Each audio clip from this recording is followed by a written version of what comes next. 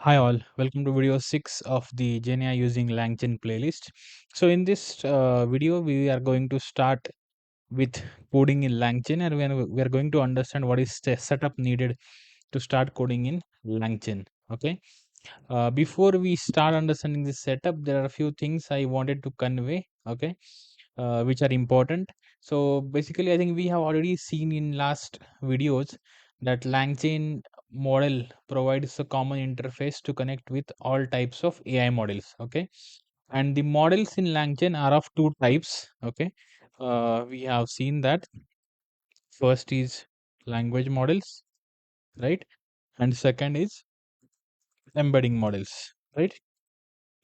And the difference, we have seen language models where we user give text as input as a prompt, right, and we get text as output, right. We get text as output. In case of embedding models, we as a user give text as input, text as input, okay, and we get vector as output, vector as output, right.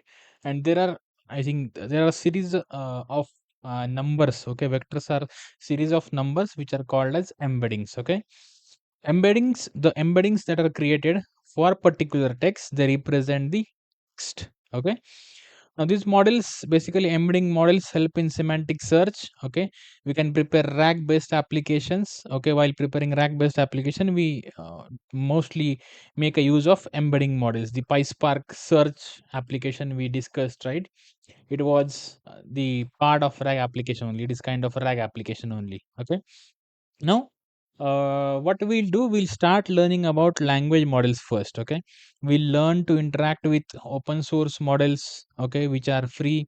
We will start interacting to learn closed source models which are paid, right. And we have OpenAI, Claude, Gemini. These are closed source models we are having. Okay, and the open source models are available through HuggingFace. Okay, we can use free models in Databricks as well. So all these codings that we are going to do, it is that we are going to do in Databricks. Okay, so this series basically it is like GenAI using LangChain and Databricks. Okay, now we'll start with language models first. Language models are AI systems basically designed to process, generate, and understand natural language text. Right? They have natural language understanding. Okay. Now, under language models also we have two models. Okay, language models, right? Language models. There are two things under language models: LLMs, okay, and chat models. Okay, LLMs and chat models. So LLMs are general purpose models. We can call them general purpose models. Okay, this can be used in any natural language processing application. Okay, so LLMs are old models where text input is returned with text output, right. Text input is returned with text output, right.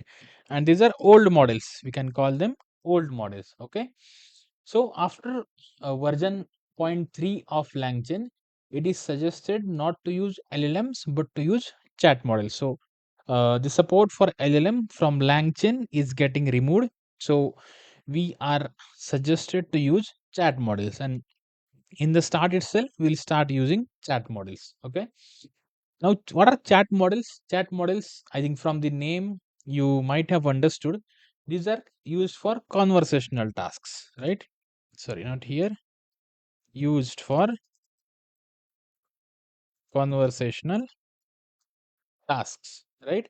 Chat models, it is like chatbot, right.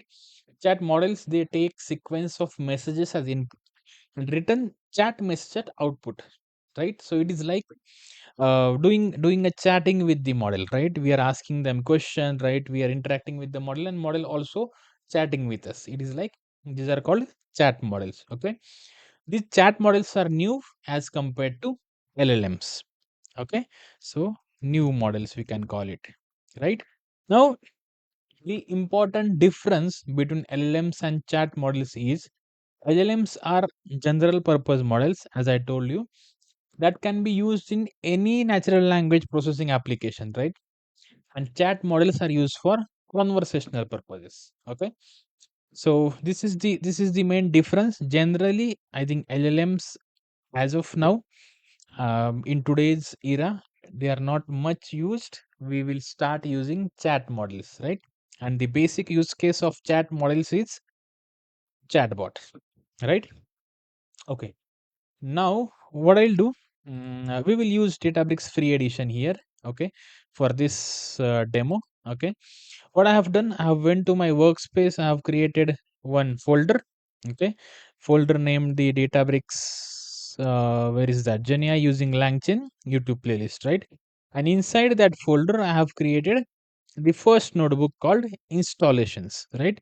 What all installations we are going to do, right? So I'll first show you the installations, which is the setup, right? What all installations we are going to do. The reason we are going to do installations in the notebook is because in Databricks free edition, we are going to use serverless cluster, right? So before using any, I mean, any command using GenAI, for GenAI or for LangChain, you have to do installations, right? Because serverless, every time we are getting a new cluster, right? So this is the first installations. There are many installations over here. I'll tell you what each of these mean, right? And I'll add these in the video description also, so that you don't have trouble. You can just copy and put it in your Databricks notebook that you have created. So I've created the first notebook called installations, right?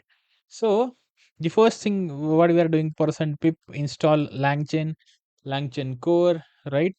And there is something called Langchain-Community, right? So basically, Langchain is main framework. Langchain is main framework. Okay, we are installing a framework here. Main framework for building LLM applications. For building LLM applications, right? Then we have Langchain-Core. Langchain-Core, it's a kind of a core part of Langchain, okay, from where we can import models, we can import prompts. There are different prompts or prompt templates in Langchain. We are going to learn that in upcoming videos, okay. There are different chains that we can import, right? Those we do using Langchain. That's the reason we are installing Langchain-Core, okay. The third part, Langchain-Community, okay, it is this one, okay. Now, Langchain community, it is the, I would say, uh, the community part of Langchain, which is available for us also to improve and develop, right? So it is community integrations where we can import vector stores, document loaders, and tools using Langchain community, right? So I can put it here, community integrations, right? Now, the next part we can see here, there is Langchain-OpenAI, right? Langchain-OpenAI is there, then OpenAI is there, right? Then we have Langchain-Anthropic, Langchain-Google-Genai, Google-generative AI. I'll just let you know what all these things are and why we are trying to install those. Okay, let me just copy them here. Okay, Google Generative AI, right? So first thing, Langchain OpenAI to use the OpenAI models. If we want to use OpenAI models, we will be installing Langchain OpenAI. So it is very simple to use OpenAI models. Basically, here we are trying to understand what is the reason of these installations, why we are doing these installations. Okay, OpenAI, it is official OpenAI SDK, right? Langchain Anthropic, if you want to use Anthropic models, okay, to use Anthropic Claude models, right? We're installing Anthropic. Gen AI, sorry, Google Gen AI to use Gemini models. If we want to use Gemini models in future, we are just keeping everything installed in one of the notebook as a setup, right? And Google Generative AI is Google's official Gemini SDK, right? Google's official Gemini SDK, right? Then we have Langchain Hugging Face. If you can see, we have Langchain Hugging Face to use, as I said, open source Hugging Face models, right? I'll just write HF for Hugging Face. Okay, this we are installing to use open source HF models. Okay, then there are transformers, right? And Hugging Face Hub. Transformers and Hugging Face Hub. Okay, now transformers are to run the open source LLMs, right? To run open source LLMs. Okay, and Hugging Face Hub is to download. If you want to download any model from Hugging Face, then we are using Hugging Face Hub, right? We will see how to download also. Okay, next is what is here. There is pypdf is there. So pypdf is the one of the document reader in Langchain. PDF reader, we can call it PDF reader in Langchain. It is one of the document readers, right? And then there are sentence transformers. Sentence transformers are to create embeddings for semantic search. Sentence transformers, right? To create embeddings, right? So this is the reason, right? We are installing all these things, right? Just we are keeping everything in one of the notebook installed, right? Now, what is the reason sentence transformers are needed? Okay, basically, sentence transformer is used to convert text into numerical vector, right? And these embeddings, as you all know, they are essential for semantic search, right? Similarity matching, for document retrieval, for RAG applications, right? And clustering and recommendation systems, right? That's why we have sentence transformers. Okay, and there is something called upgrade sentence transformer. So upgrade is like it ensures to keep the latest version. Let me just put this also here, right? Pip install. Okay, upgrade is to just make sure you get a latest version. Okay, having fixed bugs and fixed security issues. Okay, and it improves the model performance also, right? And if you continue keep on upgrading, it will avoid compatibility problems with Langchain, Hugging Face, vector databases, etc., right? So these installations especially are important in Databricks, right? Because in case of this, I mean, we can do these installations at cluster level also, but in free edition, we are going to use a serverless cluster where we will be getting different cluster every time, right? So that's the reason we are installing those. I mean, keeping them in one notebook, and before we run anything, right, we'll be running this notebook, right? Before we run any code. Now, next thing is install Databricks LangChain. Okay, this command installs and upgrades Databricks LangChain package. Okay, to install and upgrade Databricks LangChain package. Right now, what is Databricks LangChain? Okay, Databricks LangChain is Databricks provided integration layer that helps LangChain to work natively and efficiently inside Databricks, right? This is the one of the important powers of Databricks. This package, using this package, you can use LangChain as if you are using it natively, right? You are using it inside Databricks, but it looks like you are using it natively inside. It is like home, right? Using it at home. Okay, but actually this is third party thing. Langchain is different, Databricks is different, but because of this package Databricks Langchain, it feels like this is not third party, this is the in-house, right? And this basically this package, um bridges the gap, right? Usage gap between Databricks and LangChain. Okay, then we can use the Databricks services like Unity Catalog, Vector Search, MLflow, DBFS to build GenAI application, right? Now, what is the reason this model is needed is because without Databricks LangChain, LangChain works like generic Python library, right? And with this Databricks LangChain package, we'll get Databricks optimized features along with LangChain. So we can use native Databricks vector search, right?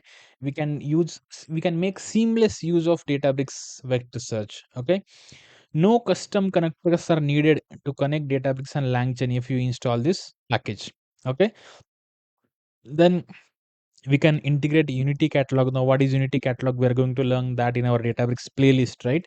But on a high level, we have idea so far that Unity Catalog is the governance tool, access and governance tool, and there are many other features inside Unity Catalog also, right?